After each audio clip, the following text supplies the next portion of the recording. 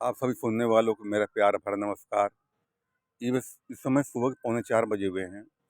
मैं पार्क में फिर टहलने आया हूँ आपकी सेवा में। जीवन में एक सद्गुरु का होना बहुत ज़रूरी है, जो हमारा मार्गदर्शन कर सके। भले गुरु न मिले तो भगवान को अपना गुरु बना लो और उनसे प्रार्थना करके हर काम करें, सफलता मिलती है। मैं आज आपको एक कहानी सुनाता हूँ। एक तपोदत्त का नाम का आदमी था वो। बचपन उसने पढ़ा नहीं, उसने सब भाई बहन पढ़ गए और वो शैतानी करता तो पढ़ता नहीं था वो है। जब बड़ा हुआ तो सब उसको अनपढ़ गंवा करके चढ़ाते थे उसको है। उसको बहुत दुख हुआ करता था। उसने सोचा क्यों न माता सरस्वती की मैं तपस्या करूं और उनसे आशीर्वाद से मैं विद्या प्राप्त करूं। मैं तो घर छोड़ कर चला गया नदी किनारे, अपने घर से काफ़ी दूर चला गया नदी किनारे। वहाँ तपस्या करने लगा। वहाँ पर खाली पानी पी कर रहता और दिन भर माता जी की पूजा करता। माता सरस्वती ने देखा इस तरह तो मर जाएगा ये। माता सरस्वती औरत तो भेष बना के आई और जहाँ पूजा कर रहा था उसको थोड़ी दूर बगल में बैठ करके नदी में कंकड़ फेंकने लगी, पत्थर फेंकने लगी। ये बहुत देर से देख रहा था कि औरत जो है पानी में, नदी में पत्थर फेंक रही है। इसको रहा नहीं गया। इसने आखिर जाके पूछा कि तुम पत्थर क्यों फेंक रही हो उसमें। वो कहती हैं कि पत्थर फेंक के नदी में पुल बना रही हूँ मैं, पुल।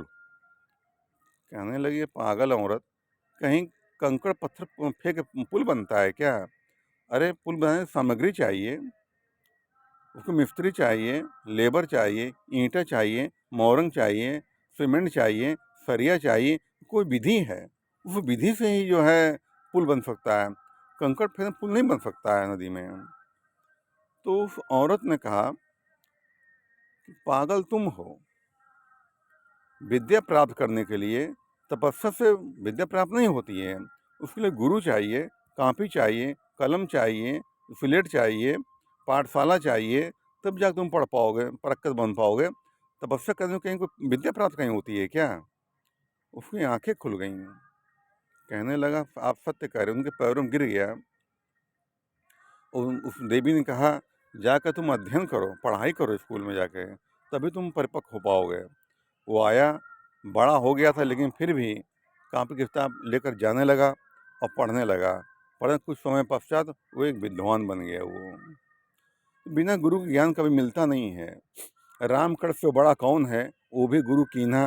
तीन लोग के धनी लेकिन गुरु के आगे अधीना। रामकृष्ण से बड़ा कौन हुआ है? कोई नहीं हुआ है, लेकिन वो भी गुरु किए, गुरु के आगे झुके, गुरु दंडोत प्रणाम किया, गुरु से ज्ञान प्राप्त किया। तो ज्ञान बहुत जरूरी होता है। ज्ञान वो चीज़ है इंसान को जो अंधकार से प्रकाश की ओर ले जाता है। गुरु, गु का मतलब होता है अंधकार, रु का मतलब होता है प्रकाश। अंधकार से प्रकाश की ओर ले जाने वाला गुरु।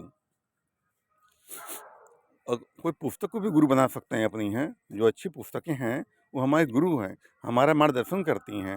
अच्छी चीज़ मोबाइल में देख सकते हैं जो हमें प्रेरणा दे, हमें हमें आगे की ओर बढ़ाए। नकारात्मक चीज़ों से दूर रहें, गलत लोगों से दूर रहें, तभी हमें ज्ञान प्राप्त होता हुआ है। एक लड़की खाना बनाती है, उसकी माँ गुरु होती है।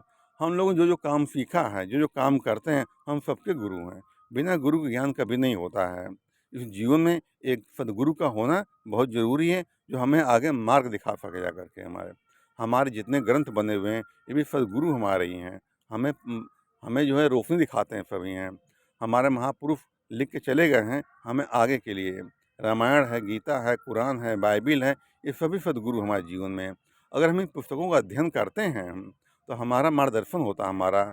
हम उस पुस्तकों में सारी संसार समस्याओं का हल लिखा हुआ उसमें है। इंसान कैसे जीना चाहिए, क्या कर्तव्य इंसान का है, सब करना चाहिए। मैंने सभी का अध्ययन किया है अपने जीवन में। रामायण, गीता, कुरान, बाइबिल सभी का अध्ययन किया है। वेद उपनिषद सब पढ़े मैंने, सब पढ़ा कुछ है और निचोड़ निकाला उसका। और निचोड़ यही है, चार वेद छह शास्त्र बात मिली हैं दोए, दुख दीने दुख होए, सुख दीने सुख होए। इस वेदों का निचोड़ ये समझिए है। जीवन में किसी को दुख मत दो, तकलीफ मत दो। अगर दोगे तो लौट कर आएगा, वो वापस मिलेगा आपको। जितना हो सके जीवन में सबसे प्रेम करो, सबका आदर करो, सबका सम्मान करो। जो दोगे वो बढ़ा कई गुना हमारे जीवन में वापस आ जाता हमारे हैं। इसी बातों में धन्यवाद देता हूँ। नमस्कार।